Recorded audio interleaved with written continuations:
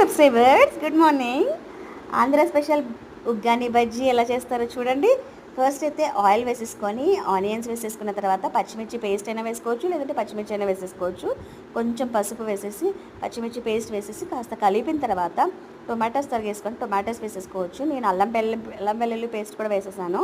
వాటితో పాటు ఉప్పు అవన్నీ వేసేసాక బొరుగుల్ని మురమరాలు అంటారు కదా, ఆ మురమరాల్ని పక్కన నానబెట్టేసుకోవాలి. ఒక 10-15 మినిట్స్ నానబెట్టిన తర్వాత బాగా వాటర్ని తీసేసి బాగా గట్టిగా పిండేసి వాటర్ మొత్తం పోవాలి. ఇందులో వేసేసేయాలండి. వేసి బాగా కలిపేసుకొని నిమ్మకాయ పిండేసుకోవచ్చు. అండ్ సపరేట్గా నేను ఒక ప్యాన్లో ఆయిల్ ఫ్రై కోసం పెట్టేసాను. ఎందుకు? బజ్జీ కోసము, ఆనియన్ బజ్జీ చేసాము.